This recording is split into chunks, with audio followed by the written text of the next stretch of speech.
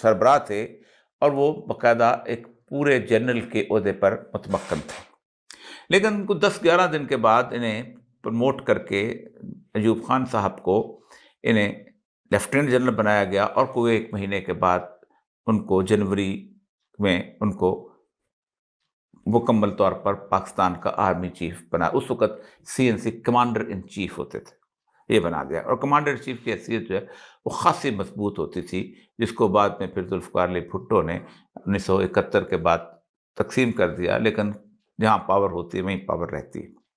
لیکن لیاقت علی خان جو تھے وہ جب ذرا سا بھی امریکہ کے اس معاملات سے اور اس ڈکٹیشن سے انہوں نے ہٹنے کی کوشش کی، تو 16 اکتوبر 1951 کو انہیں لیاقت باغ میں شہید کر دیا گیا۔ اس وقت یہ غصہ افغانستان پر نکلا، کیونکہ سید اکبر ایک افغانی شہری تھا، اور روس کے ساتھ ہمیں ایک مسلسل قسم کی نفرت کا شکار کر دیا گیا کہ چونکہ ہم امریکہ کی گود میں تھے، اس لیے روس نے افغانستان کے ذریعے یہ حرکت کی ہے۔ لیکن امریکہ کے سیکیورٹی پیپرز نے بعد میں یہ راز کھول دیا کہ بنیادی طور پر لیاقت علی خان ہمارے ساتھ کیے گئے وعدوں یا ہماری امیدوں پر پورا نہیں اتر رہا تھا، اس لیے اسے اس دنیا سے فارغ کر دیا گیا۔ لیاقت علی خان ایک مقبول لیڈر تھے، لیکن اس وقت صورتحال ایسی تھی اور ان کی جو شہادت تھی اس کے اندر کوئی ایسے عوامل نہیں ملتے تھے کہ جس سے ایک عوامی نفرت کا سیلاب جو ہے اٹھ سکے۔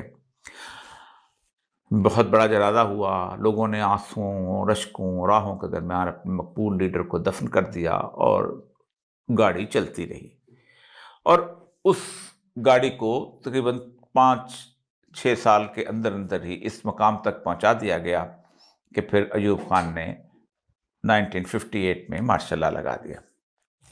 پھر گاڑی چلتی رہی، ہم لوگ امریکہ کے ساتھ رہے، امریکہ ہمارے ساتھ رہا، ہم کبھی سیٹوں میں تھے، کبھی سینٹوں میں تھے، ہم نے امریکہ کے کہنے کے اوپر بڑا بیٹ کے اندر انہیں اڈا دیا، امریکہ نے اپنا جاسوسی طیارہ اڑایا جسے روس نے گرا دیا، اور پھر اس کے بعد انہوں نے کہا کہ پشاور کے قریب جب بڑا بیٹ کا اڈا ہے، اس کے گرد ہم نے سرکل لگا دیا، سرخ سرکل، لیکن ہمارا معاملہ چلتا رہا۔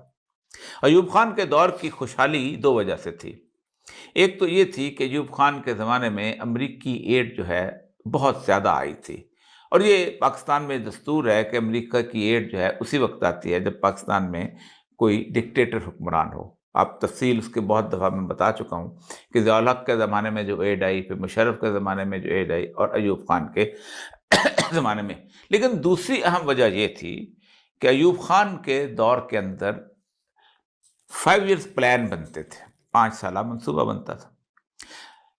بنگال کی آبادی تقریباً 55 سے 57% تھی، اور ہماری آبادی اس سے کم تھی، بات ہے ہم 43% ہوں گے۔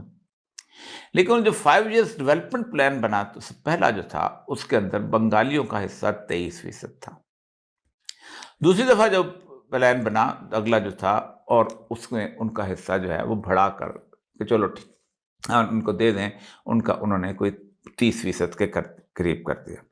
لیکن آخری جب جائیہ خان نے ڈیولپمنٹل پلان بنایا تو 1970 کا جو پلان ہے جو 75 میں مکمل ہونا تھا، اس کے اندر ان کا حصہ بڑھا کے 38% کیا، لیکن انہوں نے 57% لوگوں نے اس 38% حصے کو ماننے سے انکار کر دیا اور ہمیں خدا حافظ کہہ دیا۔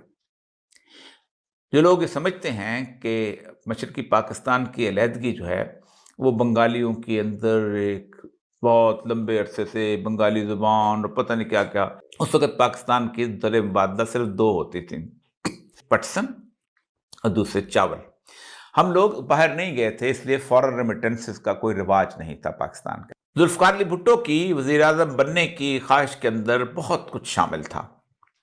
اسی خواہش نے اسے یحییٰ خان سے گٹھ جوڑ کرنے پر مجبور کیا، اور دونوں نے مل کے مشرقی پاکستان کو بنگلہ دیش بننے کی راہ ہموار کی، اور امریکہ کے سیکورٹی پیپرز ہیں وہ بھی آج بڑے واضح طور پر بتاتے ہیں کہ کس طرح جب اندرا گاندھی حملے سے پہلے وہاں پہنچی تو اسے امریکہ نے بالکل لفٹ نہیں کرائی۔ وہ سمجھتے تھے کہ یہ ہم پاکستان کے ساتھ ہیں، اور اگر پاکستان سے ہم نکل گئے تو پھر ہم इस पूरे खित्ते से निकल जाएंगे, आगे तो फिर रूस ही रूस है। और भारत भी इस वक्त रूस का हिस्सा था, उसकी उसकी पॉलिसीज का, उसके ग्रुप का हिस्सा था। इसीलिए इस 71 के वाक़े के बाद कहा, उसके सिक्योरिटी पेपर्स बताते हैं कि मगरबी पाकिस्तान पर भी इंडिया हमलावर हो रहा था, तो फिर उसको इंदिरा गांधी को ख़ास तौर पे वार्निंग दी गई थी कि 24 घंटे के अंदर सीज़ फायर कर दो। और फिर जुल्फ़िकार अली भुट्टो अक़वाम मुत्तहिदा में मौजूद थे। यहाँ जब मामलात क्लियर हुए तो फिर अमेरिका ने भी उसको क्लियर सिग्नल दिया और जुल्फ़िकार अली भुट्टो ने आके यहाँ पर हुकूमत संभाली। भुट्टो एक पॉपुलर लीडर था और उस पॉपुलर लीडर को अवाम के जज्बात का ख्याल रखना होता है।